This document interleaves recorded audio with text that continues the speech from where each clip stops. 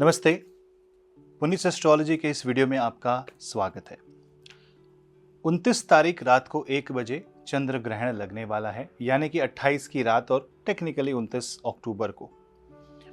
यह चंद्र ग्रहण है तो आंशिक, और इसका सूतक भी भारत में मान्य होगा। 3 बजे के बाद से सूतक प्रारंभ हो रहा है 28 तारीख को, यानी कि आपको ये ध्यान देना होगा कि आप सूतक का पालन करें। और यहाँ पे दूसरी बात, चंद्रमा राहु की वजह से ये एक्लिप्स में आते हैं और शरद पूर्णिमा का दिन है, यानी इस दिन का महत्व बढ़ जाता है। और अगर आप कोई साधना करते हैं, कोई मंत्र का जाप करें, तो आपको इसमें अपार सफलता और लाभ की प्राप्ति होगी। यहाँ पे आप हो सकता है हमारे जीवन में हम धन संबंधी कार्यों से जूझ रहे हों, करियर संबंधी समस्याएं आ रही हों, उन सब का निवारण एक मंत्र कर सकता है। इस दिन आपके द्वारा किया गया जाप कई गुना ज्यादा फल देगा, क्योंकि यहाँ पे एक बात जानने वाली है कि चंद्रमा जब राहु के साथ हैं तो वो बृहस्पति के साथ भी हैं, क्योंकि मेष राशि में राहु और बृहस्पति दोनों उपस्थित हैं। यानी ठीक गुरु और राहु के बीच में चंद्रमा उपस्थित होके दो विपरीत ऊर्जाओं के द्वारा अपनी तरफ पुल खाते हैं। यानी कि एक तरफ राहु की ऊर्जा उन्हें प्रभावित करती है, तो दूसरी ओर बृहस्पति की ऊर्जा इन्हें प्रभावित करती है। और ये अश्विन नक्षत्र में बन रहा है, और अश्विन नक्षत्र यानी केतु का प्रभाव, और केतु स्वयं सूर्य के साथ है। तो यहां आप देख सकते हैं कि ईगो की यानी अहंकार का मर्दन होगा। देश विदेश में जो सरकारें हैं, गवर्नमेंट है, प्रोटेस्ट बढ़ सकते हैं, और वहां पे कोई सरकार चेंज भी हो सकती है जो कभी सोची ना हो, समझी ना हो। पॉलिटिक्स में बड़े उलटफेर आ सकते हैं, और यहाँ पे आपके बॉस के साथ कनेक्शन, सुपरवाइजर के साथ कनेक्शन, पिता के साथ संबंधों में दिक्कत आ सकती है अगर आपकी कुंडली में वैसे योग हैं तो ऐसे में क्या करना चाहिए? ऐसे में ऐसा कौन सा मंत्र करें, ऐसा कौन सा मंत्र का जाप करें जिससे कि जो मंत्र काफी सरल हो, शायद हम बहुत जानते हैं, उसका पाठ करें, लेकिन किस तरह से पाठ करें? अगर आपको सपोज कोई विधि नहीं पता है और जस्ट गृहस्थ हैं, आम जीवन जी रहे हैं, तो इस एक्लिप्स का फायदा कैसे उठाएं, उस बारे में बात करेंगे।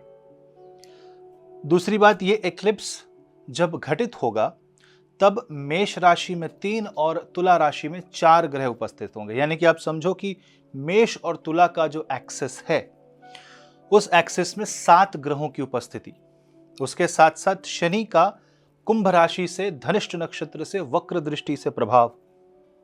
यहां पे ये हमें ऐसे विचार हमारे मन में ला सकता है जो विचार हमारे जीवन में बड़े बड़े बदलाव ला सकते हैं। अब ये बदलाव पॉजिटिव भी हो सकते हैं और नेगेटिव भी। आपको क्या करना है? आपको बस ये करना है कि आपके मन में जो विचार आ रहे हैं उन्हें कहीं लिखें, उसे नोट डाउन करें, लेकिन उस पर तत्काल प्रभाव से एक्ट न करें। यानी उसे कर्म में बदलने से पहले 10 बार सोच लें कि उसके परिणाम क्या होंगे, कॉन्सिक्वेंसेस क्या होंगे। ऐसे में अगर आपको और अच्छी दिशा चाहिए तो भागवत गीता का कर्मयोग चैप्टर पढ़ें। भगवान कृष्ण ने साक्षात रूप में आकर के हमें दर्शन, शास्त्र, शिक्षा, ज्ञान सबके बारे में हर प्रश्न का उत्तर दिया है। तो उस प्रश्न से शायद हमें कोई मार्ग मिल सके। हो सकता है हमारा प्रश्न, जीवन संबंधित जो प्रश्न है, उसका उपाय बड़ा सिंपल हो, सरल हो। आवश्यक तो नहीं कि हमेशा बड़े ही उपाय काम आते हैं। कई बार मात्र भगवान का नाम लेना ही अपने आप में राम बाण सिद्ध हो सकता है। यहां पे आपको यह भी ध्यान देना है कि आपके मन में अगर कोई विचार आ रहे हैं तो उसे व्यक्त कहां करना है। सपोज आपके मन में कोई बात आई, कोई क्वेश्चन आया, हो सकता है अपने पार्टनर पे डाउट आया और आपने तुरंत उसे व्यक्त कर दिया। ये जो थॉट को एक्शन में बदला, उससे लेने के देने पड़ सकते हैं। संयम बरतें। जितना ज्यादा संयम रखेंगे उतना अधिक आपका जीवन बलवान होगा।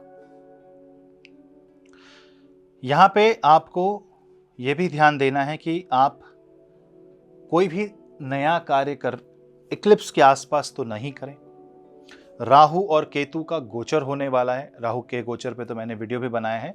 तो राहु का गोचर हो रहा है तो उसे पहले समझें, क्या है, क्या प्रभाव आएगा, कैसे भाव उत्पन्न करेगा, पहले उस चीज को देख लें, उसके बाद ही एक्ट करें उस चीज पे। और इसके साथ साथ अपने मन को स्वच्छ रखें, घर को स्वच्छ रखें। इक्लिप्स से पहले घर की साफ सफाई कर लें। और इक्लिप्स वाले दिन, ग्रहण वाले दिन आप कोई नए सामान की खरीदारी ना करें। यह दिन साधना का दिन है, यह दिन तपस्या का दिन है, यह दिन ऐसा दिन है जिसमें हम देवी देवताओं की उपासना करके लाभ प्राप्त कर सकते हैं। ऐसे समय में आपको यह भी ध्यान देना है कि आपके आसपास का जो वातावरण है, घरेलू वातावरण, उसमें कोई क्लेश जैसी स्थिति उत्पन्न ना हो, क्योंकि अगर वो होती है तो यह भी दिखाता है कि घर में वास्तु दोष है या कुंडली में नकारात्मक ऊर्जाएं अपना कार्य कर रही हैं। यहीं अगर आपकी कुंडली में चंद्रमा लग्न पे है, सूर्य के साथ है, राहु शनि केतु के साथ है, आपका जन्म राहु नक्षत्र में हुआ है, तो भी आपको थोड़ा बचाव करना होगा। आपको उस मंत्र का जाप करना होगा जो मंत्र आपको बचा सकता है नकारात्मक ऊर्जाओं से। और अगर आप ईश्वर से कनेक्ट कर पाएं तो एक्लिप्स मन पे असर डालता है। ये चंद्र ग्रहण है, ये मन पे असर डालेगा और मन को काबू करने के लिए भगवान की उपासना सर्वश्रेष्ठ है, नाम जप सर्वश्रेष्ठ है। तो ऐसे में आपको यह भी चिंता सता सकती है कि धन कहां से आएगा। यह भी चिंता सता सकती है कि परिवार जनों के साथ संबंध कैसा रहेगा। अचानक से कोई जीवन में घटना घट जाए जिससे कि मन उतावला हो जाए, आपको मन करे बोल दूं, कर दूं, कुछ तो करूं इसके लिए। ये जो डेस्परेशन आएगी, ये एक तरीके से कह सकते हैं कि एक्लिप्स की जो ग्रहण की जो ऊर्जा है वो एक अपना अधिक over the top energy display दिखा रही है। इसीलिए आपको इस मंत्र का जाप एक्लिप्स ग्रहण वाले दिन अवश्य करना चाहिए। और वो मंत्र बड़ा सिंपल है, वह है भगवान शिव का मंत्र, ओम नमः शिवाय। अब कहने में तो बड़ा सरल है, आप शायद इसका पाठ भी करते हो, पर आपको समझना है कि भगवान शिव अपने मस्तक में चंद्रमा को धारण किए हुए हैं, यानी चंद्रमा भगवान शिव के संरक्षण में है। अगर चंद्रमा पे कोई भी कष्ट दोष आए तो भगवान शंकर की उपासना करने से, शिव की उपासना करने से न सिर्फ मन शांत होता है, बल्कि राहु का नकारात्मक प्रभाव भी खत्म हो जाता है और साथ ही साथ आपको नई दिशा मिलती है। भगवान शिव की उपासना करने से एक यौगिक शक्ति जागृत होती है भीतर से, जो आपको गलत जगह जाने से रोकेगी, रिएक्शन टाइम चेंज कर देगी। आपका मन तो करेगा कि चलो जवाब दे दूं, पर चूंकि आप साधना कर रहे हो, आपको बोलोगे छोड़ो, कुछ दिन बाद सोचेंगे, या आप उस वक्त अपने आप को रोक दोगे। जो रोक दिया ना, एक क्षण, एक स्प्लिट सेकंड डिसीजन, ये बदलती है जिंदगी। क्योंकि कर्म एक बार छोड़े हुए तीर के समान होता है, एक बार निकल गया तो उसका परिणाम आएगा ही आएगा। तो नियमित रूप से ओम नमः शिवाय का जाप करें, 40 दिन का संकल्प ले लें और ग्रहण वाले दिन आप 5 से 11 माला इस मंत्र की जाप करें। बस भगवान शिव के सामने बैठ के, घर के मंदिर के सामने बैठ के, स्वच्छ कपड़ों से, स्वच्छ मन से ओम नमः शिवाय, ओम नमः शिवाय का जाप करें। इसके अतिरिक्त आप कौन से मंत्र का जाप कर सकते हैं? आप इसके अतिरिक्त भगवान कृष्ण के मंत्रों का जाप कर सकते हैं। श्री कृष्णम शरणम मम, या महामंत्र हरे राम राम राम हरे हरे, हरे कृष्ण कृष्ण कृष्ण हरे हरे। इस मंत्र का भी अगर आप बैठ के 16 माला जाप करेंगे ग्रहण वाले दिन, तो आपको उसका मानसिक रूप से प्रभाव तुरंत दिखाई देगा। साथ ही साथ अगर आपके रिश्ते बिगड़ रहे हो, कुछ भी हो, तो तुरंत भगवान के सामने एक प्रार्थना रखें और ये मंत्रों के द्वारा, मंत्र चिकित्सा के द्वारा चीजों को बदलने की कोशिश करें। ग्रहण का प्रभाव बहुत नकारात्मक तो नहीं बोलूंगा कि पड़ेगा, लेकिन ध्यान अवश्य देना है स्वास्थ्य पे, रिश्तों पे। धन खर्च ना करें, यह समय है थोड़ा कंजर्वेटिव होकर चलने का और ये देखने का कि जीवन में क्या आवश्यक है।